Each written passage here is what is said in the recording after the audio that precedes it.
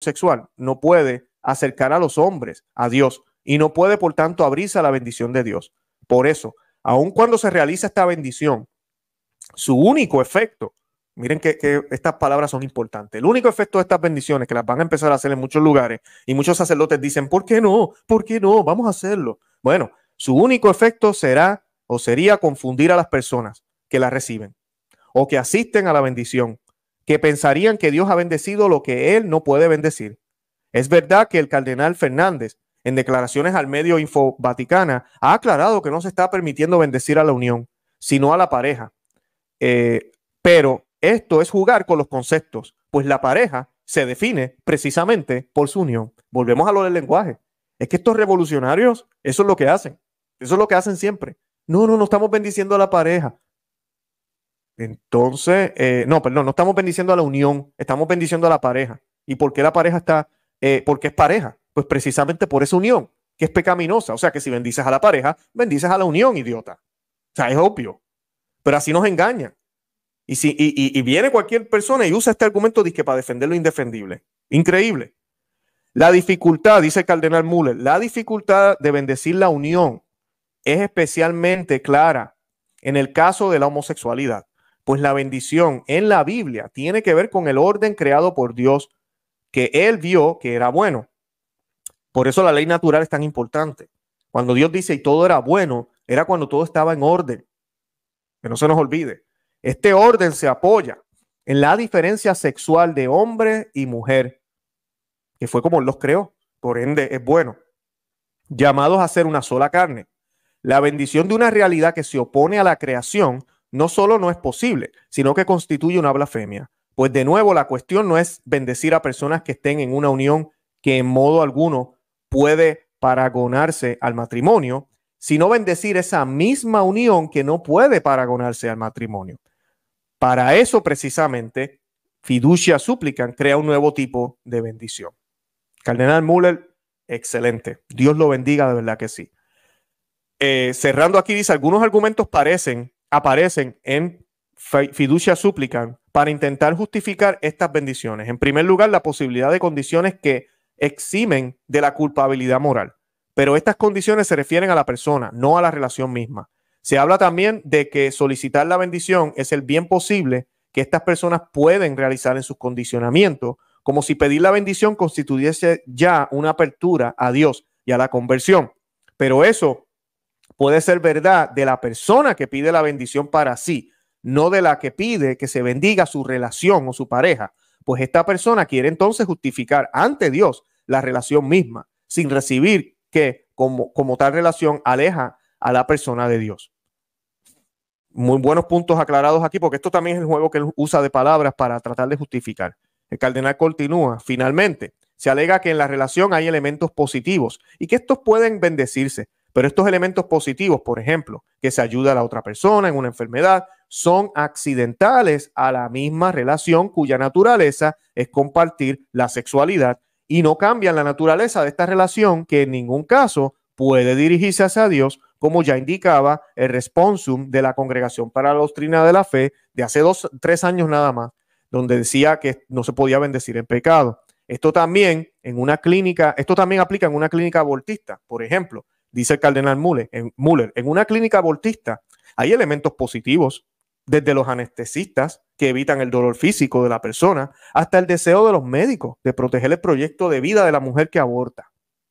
Entonces, ¿qué vamos a hacer? Vamos a bendecir la clínica que mata millones de bebés todos los años, porque tenemos un buen anestesista y el doctor que está ahí pendiente a la mamá, no al bebé, a la mamá, ha hecho un buen trabajo. Ven el disparate y el craso error. Esto queda para la historia. Por eso les digo, este es el peor pontificado que ha habido en la historia de 2000 años. Queda para la historia. Esto se estudiará si el mundo no se acaba. Esto se estudiará en las universidades. Cuando la iglesia se renueve y pase el tiempo, esto se estudiará en las universidades. Pero qué metida de pata del cardenal Fernández y del Papa Francisco. Y nada, se han quitado las máscaras. Una quinta observación toca la coherencia interna de esta misma bendición pastoral tipo C. Dice el cardenal Müller, puede darse una bendición no litúrgica o una bendición que no representa oficialmente la doctrina de Cristo y de la iglesia. La clave para responder no está en saber si los ritos han sido aprobados oficialmente o por el contrario se improvisan espontáneamente. La cuestión es que quien realiza la bendición es un sacerdote, representante de Cristo y de la iglesia. Fiducia Supplicans afirma que no hay problema en que el sacerdote se una a la oración de las personas que se encuentran en esta situación contraria al evangelio. Pero en esta bendición pastoral el sacerdote no se une a la oración de ellos, sino que invoca el descenso de los dones de Dios sobre la relación misma. En cuanto que el sacerdote obra en nombre de Cristo y de la iglesia, pretender separar esta bendición de la doctrina es postular un dualismo entre lo que la iglesia hace y lo que la iglesia dice. Esto es bien importante. Eso es lo que están obligando estos dos, bueno, no están obligando, pero están sugiriendo hacer a los sacerdotes en el mundo entero. Por eso el obispo Schneider decía, el santo nombre de Dios no se puede utilizar en vano para una bendición de esta manera. ¿Cómo yo voy a invocar el nombre de Dios para que con la autoridad que tengo de la iglesia? Imagínense qué clase de sacrilegio. Yo como sacerdote voy a invocar el nombre de Dios para que el Espíritu Santo obre en una relación que es pecaminosa en sí misma. O sea, es un sacrilegio, es una mofa, es una burla. Yo me atrevería a decir esto es satánico. Definitivamente. Continúa el cardenal Müller, en cuanto que el sacerdote obra en nombre de Cristo y de la iglesia. Pretender separar esta bendición de la doctrina es postular un dualismo entre lo que la iglesia hace y lo que la iglesia dice. No es que así son los modernistas. Pero la revelación, como enseña incluso el Concilio Vaticano II, se da con signos y palabras intrínsecamente unidos entre sí. Y la predicación de la iglesia no puede tampoco separar signos y palabras. Precisamente la gente sencilla a la que el documento quiere favorecer, fomentando la piedad popular, es la más vulnerable a ser engañada por un signo que contradice la doctrina, pues capta intuitivamente el contenido doctrinal del signo. Exacto. Que no hay ningún problema con esta relación, eso es lo que se ve. A la vista de esto, ¿puede un fiel católico aceptar las enseñanzas de Fiducia Supplicans? Dice el cardenal Müller, palabras de un cardenal, dada la unidad entre signo y la palabra en la fe cristiana, la única forma en que se pueda aceptar que sea bueno bendecir en cualquier modo estas uniones es porque se piensa que tales uniones no son objetivamente contrarias a la ley de Dios. De aquí se sigue que mientras el Papa Francisco siga afirmando que las uniones homosexuales son siempre contrarias a la ley de Dios, está afirmando implícitamente que tales bendiciones no se pueden dar. La enseñanza de Fiducia Supplicans se encuentra, por tanto, en contradicción consigo misma, lo cual pide una clarificación ulterior. O sea, el cardenal está pidiendo que se clarifique.